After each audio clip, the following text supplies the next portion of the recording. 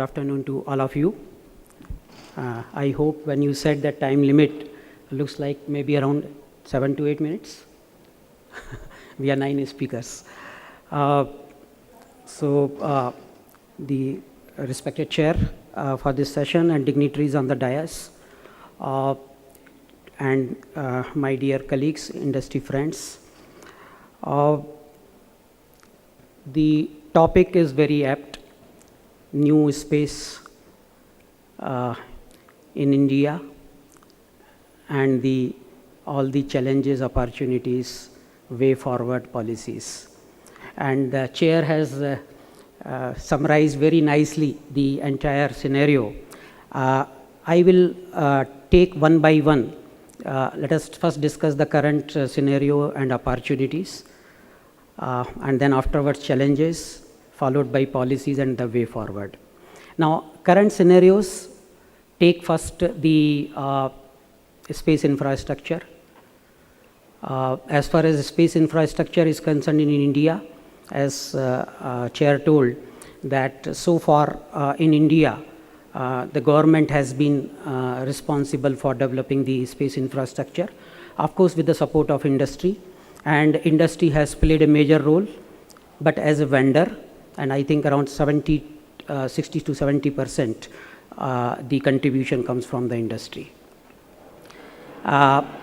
If you talk about the current infrastructure, India is really has done quite well, and then we are almost on par with any of the countries which have done well in the space sector. We have more or less around 14 to 15 communication satellite, around 25, more than 25 Earth observation satellites. Navigation, we have our own constellation. So we have done quite well in the satellite sector.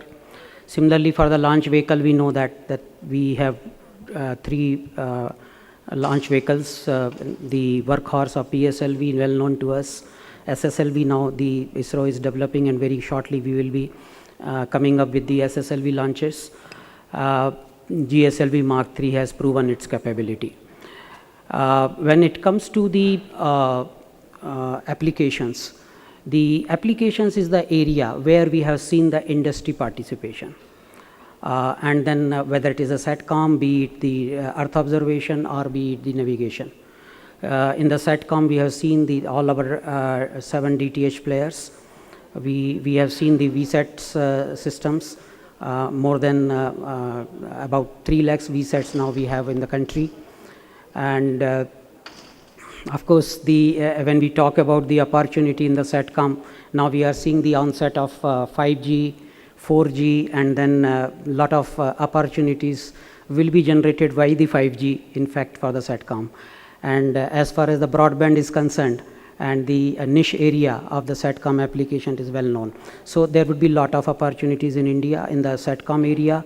With regard to Earth observation, already we have the more than 25 communications Earth observation satellites, and a lot of applications in the various varieties of fields is already going on. When it comes to the technology, now again, technology-wise, we have done quite well. All state-of-the-art technologies ISRO has. So, of course, some more advanced technology is under development, be it the human space flight, reusable launch vehicle, or the development of the larger satellites. When it comes to now the startups or the industry, of course, we are seeing the all big industry players are sitting on the dais, and we will be listening from them. But when it comes to startups in India, the current scenario, if we say, morning we heard that it is more than 100 startups right now are there in India in a space field. And of course, the impact of the opening of the space sector to the industry is that in last couple of years, we have seen about 80% of startups. So out of 100, 60 startups were actually, in fact, last year only, and then 2020 we saw around 20 startups. So around 80% of startups we have seen in last couple of years. So this is the impact which we are seeing. When it comes to the investment, we heard morning, we have seen one of the companies, one of the Indian startups, last week itself could get the around $51 million. And before that, we have seen another company in March, $25 million. So things are taking place. We have started seeing the funding. And I remember that the first funding was, I think, the angel funding was by Team Indus, 1993. Since then, we have seen a lot of the progress in that. So this is the current scenario which I can tell. Now what else? What next? And next is the government has given us the direction. Government has opened up the space sector. And now the time has come. We have the technology. We have the infrastructure in place. Develop an ecosystem where the private industry plays a role not as only a vendor, but also for creating the space infrastructure in the country. So the initiative by government is already in place.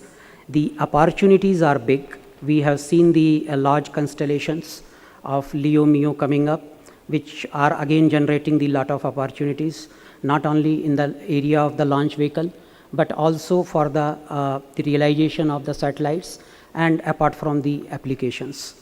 We have a lot of the terrestrial technologies are coming up, which now we don't say that no more there is a competition between the terrestrial, the fiber and the satellite. Now they go hand in hand. They have to complement each other. So we see a lot of opportunity in every area. Then comes the challenges.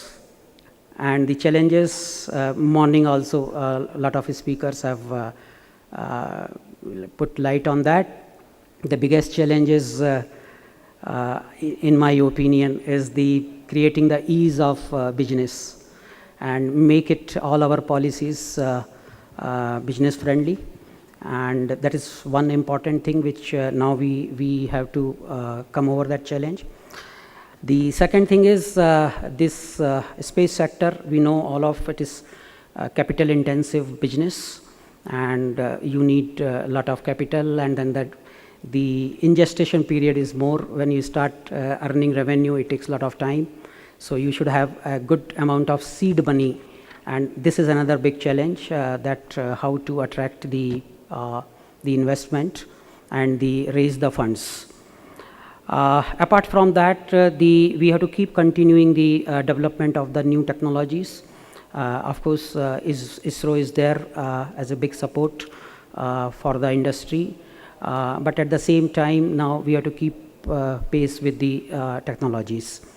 So these challenges which we have to overcome, and I'm sure that when I talk about the way forward, we will discuss about that how to come over those challenges. Now, when it comes to the policies, again, a lot of discussion has been taking place since last about a year. We are talking about the Indian space policy. Initially, we had envisaged the different policies for the different areas in the space, like separate Earth observation policy, SATCOM policy, and navigation policy. Now we are talking about the integrated policy. It is quite in advanced stage, and probably in a few weeks of time we may see the policy with the government approval. With the interdepartmental consultations are already over.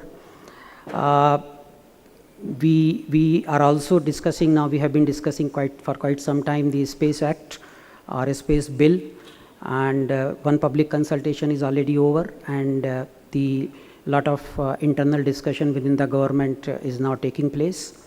When it comes to the FDI policy, again the draft policy was circulated, and we had in fact last week, 10 days back, a consultation with the industry and for the FDI policy. Lot of good inputs came to us, and now department would be working on the FDI policy. So once we will see a very near future, once all these policies are in place, probably there would be a right platform to now take up this a real opening up of a space sector in true sense, and then we will see the lot of progress in that. And with respect to the way forward, again, I don't have to discuss much. Today morning, I think Chairman in his space has very nicely gave us the sort of action. There are 6 actions, and then I will just brief that. Rather, I will just mention that. The first thing he talked about the institutional mechanism and the policy, which is certainly on part of the government, and let me assure you, the government will certainly do its part, and the government is very keen to implement, and what the Honorable Prime Minister has given us direction to implement those policies. And then the second thing was the technological capability. Again, the ISRO has the technological capability, the research and development as as a part of new mandate to ISRO that ISRO has been doing, and I'm sure that we will see the very new and latest critical technologies coming out of ISRO's, and that would be certainly transferred to the industry also. Morning, the NCL also talked about it. And then the third thing what was told is the ecosystem and infrastructure. Again, here the role of industry is a big role industry has to play, and of course with the support of the government. The fourth thing was the financial capability, which we discussed. Now we are seeing the capital being raised. The results are coming up. The government also has to play its role. I was going through the certain news articles where and we were going through that the NASA has places some they gives the SR values based on the space readiness, and probably the funds raiser and the capital venturist investors, they also take that. We were just internally debating whether India also should, or in space, should start doing this type of activity. Of course, the suggestions would always be invited from the industry, and that could probably help if at all. And of course, we are open for all the suggestions which could help to attract the foreign investment. Of course, FDI policy we are already working upon. And then come to the next point was the global partnership. Again, the initiative have already started. We have started having the one-to-one meeting, and the idea is that now to connect the startups and industry of the other countries with Indian startup.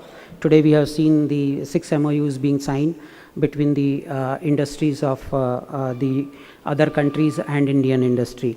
So certainly we will be working towards that.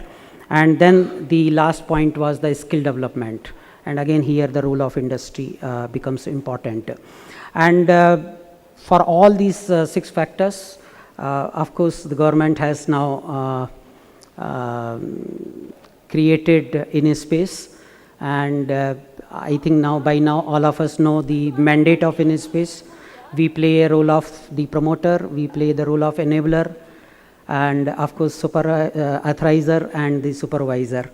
And I can only sign off with the so-called slogan that if you have to be in space, please come to InSpace. We will take you to InSpace. Thank you. Thank you very much.